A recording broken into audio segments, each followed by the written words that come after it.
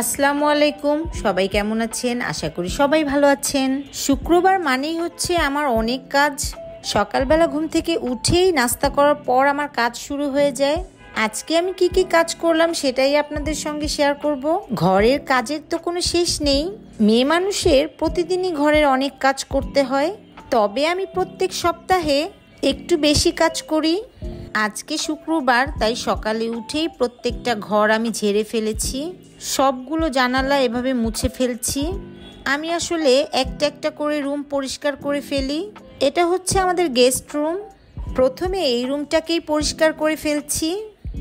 আমি সব কিছু ক্লিন রাখতে খুবই পছন্দ করি, যদিও এগুলো আমি প্রতিদিনই মুছে ফেলি, তবে আজকে একটু উপর দিয়ে ঝেড়ে নিয়েছি। বেডশিটগুলো চেঞ্জ করে ফেলবো, তাই এই যে এই সাইড দিয়ে আরেকটি জানালা আছে, সেটাও মুছে ফেলছি। সপ্তাহে সপ্তাহে ক্লিন করার আরেকটা সুবিধা হচ্ছে বেশি নোংরা হয় না ও সম্পূর্ণ কাজ করতেও একটু কষ্ট কম হয়। বেশি নোংরা হলে কাজ করতে অবশ্য অনেক কষ্ট হয়, তাই আমি প্রত্যেক সপ্তাহে শুক্রবারটাকেই বেছে নিয়েছি এই কাজগুলো করার জন্য। ফ্যানটা মোছার পর আলমারির উপরটাও মুছে দিচ্ছি। আলমারির উপরে, ড্রেসিং টেবিলের উপরে এভাবে মুছে ফেলি। এগুলোর উপরে প্রত্যেক সপ্তাহে মোছার পরও হালকা ধুলো পড়ে যায়। রাস্তার সাইডে বাসা হওয়ার এটাই একটা হচ্ছে অসুবিধা। প্রত্যেক দিন মোছার পরও কিভাবে ধুলো পড়ে দেখুন। ঘড়িটাকেও মুছে দিচ্ছি, পিছনে কি ধুলো পড়েছে। অনেকে এই কাজগুলোকে আজেরা কাজ বলে, তবে যে যেমন তার মন মানসিকতাও তেমন। তবে তাদের কথায় তো আর আমি তাদের মতো নোংরা হয়ে যাব না। আমি তো এই কাজগুলো করবই, কারণ আমার পরিষ্কার থাকতে খুবই ভালো লাগে। তবে হ্যাঁ, অনেকেই আমার কাজ পছন্দ করে এবং আমার মতো পরিষ্কার থাকার অনেকেই চেষ্টা করে। পরিষ্কার পরিচ্ছন্নতা ঈমানের অঙ্গ, এটা আমরা কম বেশি সবাই জানি। এছাড়া ঘরের কাজ, বাগানের কাজ, এগুলো করতে আমার অনেক ভালো লাগে। আমি আসলে শুয়ে বসে থাকতে পারি না। এই তো বেডশিটটা চেঞ্জ করে নিলাম। আমার ঘরে একটা হেল্পিং হ্যান্ড আছে, তারপরেও আমি নিজের কাজ নিজে করতেই পছন্দ করি। অনেকেই বলে ঘরের কাজের লোক থাকতে আবার এত কাজ কেন করো, কিন্তু তাদেরকে আমি কিভাবে বুঝাবো যে সব কিছু তাদের উপরে ছেড়ে দিলে এতটা পরিষ্কার থাকা যায় না। এই যে আমি ফার্নিচারগুলো সরিয়ে সরিয়ে ঝাড়ু দিচ্ছি, এগুলো কি কখনো তারা করবে? এই যে এই ওয়ারড্রপের পিছনটা ক্লিন করলাম, ড্রেসিং টেবিলটাও সরিয়ে পেছনটা ক্লিন করে নিলাম। প্রত্যেকটা ফার্নিচার এভাবে সরিয়ে যদি ঝাড়ু দিয়ে পরিষ্কার করে ফেলি, তাহলে ঘরে তেলাপোকা, ইঁদুর, এই ধরনের পোকামাকড়গুলো আর আসবে না। এই যে আমার গেস্ট রুমটাও ক্লিন হয়ে গেল। এখন পুরো ঘরটা আমি পানি দিয়ে মুছে ফেলবো। এরপর চলে আসলাম আমি আমার রুমে। এখন এই রুমটাও আমি ঝেড়ে ক্লিন করে ফেলবো। প্রথমেই আমি উপরের দিকটা ঝেড়ে ফেলি। এভাবে উপরের দিকটা ঝেড়ে ফেললে ময়লাগুলো নিচের দিকে পড়বে।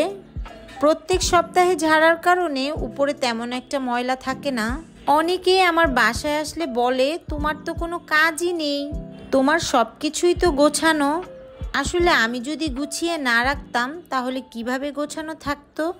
আর এই যে আমি এগুলো করছি, এগুলি কি তাহলে কাজ নয়? এগুলো তাহলে কি আপনারাই বলুন। এই কাজগুলো যদি আমি না করতাম তাহলে এগুলো তো নোংরা হয়ে থাকতো, দেখতে কি ভালো লাগতো আপনারাই বলুন।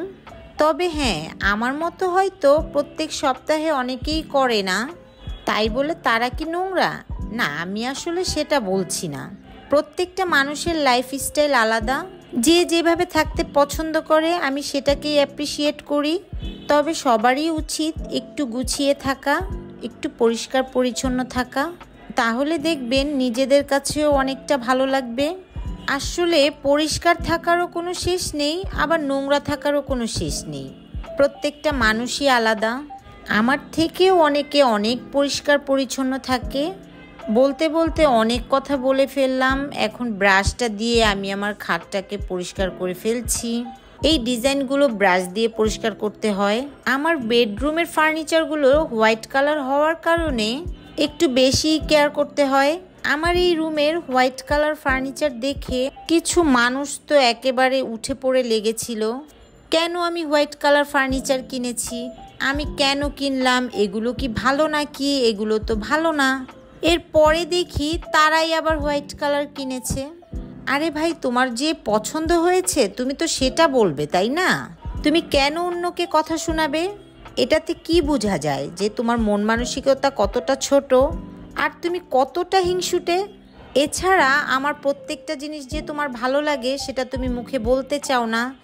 তোমার মুখে বলারই কোনো যোগ্যতা নেই, তাহলে তুমি সেই কাজটা কেন করো? যখন কাজটা করো তখন কি তোমার একটুও লজ্জা করে না? ওহ আচ্ছা, আমি তো ভুলেই গিয়েছি, এই ধরনের মানুষের তো লজ্জা শরমই নেই। এদের আবার কিসের লজ্জা? এদের কথা বলে আর শেষ করা যাবে না। তবে আমার ঘরের কাজ কিন্তু শেষ পর্যায়ে চলে এসেছে। হ্যাঁ, তবে অনেকেই বলে আমি সারাদিন বাসায় কি করি। তোমরা দেখো আমি কি করছি। তবে আর যাই করি, একজনের কথা আরেকজনকে গিয়ে বলছি না, আর মানুষের সংসারে অশান্তি করার জন্য উঠে পড়ে লাগছি না। তোমাদের যদি একেবারেই কাজ করতে না ইচ্ছে করে তবে শীতের মধ্যে কম্বল গায়ে দিয়ে ঘুমিয়ে থাকো।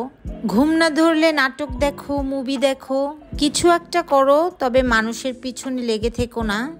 এই যে তোমাদেরকে বিনামূল্যে ভালো ভালো আইডিয়া দিলাম, এটার জন্য আমাকে কমেন্টে অবশ্যই থ্যাঙ্কস জানাবে। ওয়ারড্রপের উপরটাও ভালোভাবে মুছে ফেললাম। এইভাবে করেই আমার বেডরুমের প্রত্যেকটা ফার্নিচার আমি মুছে ফেলি। আচ্ছা, আপনারাই বলুন তো, একটা ছুটা কাজের লোক কি কখনো এভাবে করে সব কিছু পরিষ্কার করবে? আমার জানা নেই, সবাই তো আর আসলে এক হয় না। তবে আমার কাজ কেন জানি আমার করতেই পছন্দ হয়। আমার মনের মতো করে আমি সম্পূর্ণ কাজ করি। আমার তো কাজের লোকের এই ধরনের কাজগুলো একদমই পছন্দ হয় না। এই ফ্লাওয়ারগুলো সরিয়ে সরিয়ে মুছে ফেলছি। এগুলো অবশ্য মাসে একবার করে ধুয়ে ফেলি। টিভি ক্যাবিনেটটাও ভালোভাবে মুছে ফেললাম। এরপর সম্পূর্ণ ঘরটাকে ভালোভাবে ঝাড় দিয়ে নিচ্ছি। এই রুমটার মধ্যেও সম্পূর্ণ ফার্নিচারগুলো আমি সরিয়ে সরিয়ে ঝাড়ু দিয়ে ফেলবো। এই যে এখানে এই ওয়ারড্রপটা, এটাকে আমি টেনে সরিয়ে তারপর এর ভিতরটা ঝাড়ু দিয়ে ফেলছি। এই ফার্নিচারগুলো প্রত্যেক সপ্তাহে সরিয়ে সরিয়ে ঝাড়ু দেওয়ার একটাই সুবিধা হচ্ছে বেশি একটা ময়লা জমে থাকে না। এছাড়া আমি একটা বিড়াল পালি। বিড়ালটার শরীর থেকে প্রচুর লোম উঠে, এই লোমগুলোই দেখা যায় ফার্নিচারের ভিতরে জমে থাকে। তাই আমি প্রতিদিনই জিনিসপত্র সরিয়ে সরিয়ে ঝাড়ু দিয়ে ফেলি। এখন প্রত্যেকটা ঘর আমি ভালোভাবে মুছে ফেলবো। আমি এইভাবেই আমার প্রত্যেকটা ঘর ক্লিন করে ফেলি। এরপরও যদি কিছু মানুষ বলে এগুলো নাকি আজাইরা কাজ, তাহলে তাদেরকে কি বলতে ইচ্ছে করে আপনারাই বলুন। যাই হোক, আমি আমার কাজ নিয়ে অনেক হ্যাপি। তোমাদের কারো মনে যদি কষ্ট থাকে তোমরাও এভাবে কাজ করবে, দেখবে অনেক ভালো লাগবে। মনের কষ্ট একদমই থাকবে না, আর কাউকে দেখে হিংসেও হবে না। যাই হোক, কাজের ফাঁকে ফাঁকে রান্নাও বসিয়ে দিয়েছিলাম। আজকে শুক্রবার কি কি রান্না করলাম আমি সেটাই দেখাচ্ছি আপনাদেরকে। গরুর কলিজা ভুনা করলাম, ডিম ভুনা করলাম। রান্না হয়ে গিয়েছে, এখন বাটিতে সার্ভ করে নিচ্ছি। এই তো মাছটাও রান্না হয়ে গিয়েছে, এটাও নামিয়ে নিচ্ছি। আজকে রান্না করেছি মাছ ভুনা, ডিম ভুনা আর গরুর কলিজা ভুনা। এই তো, সবাই ভালো থাকবেন।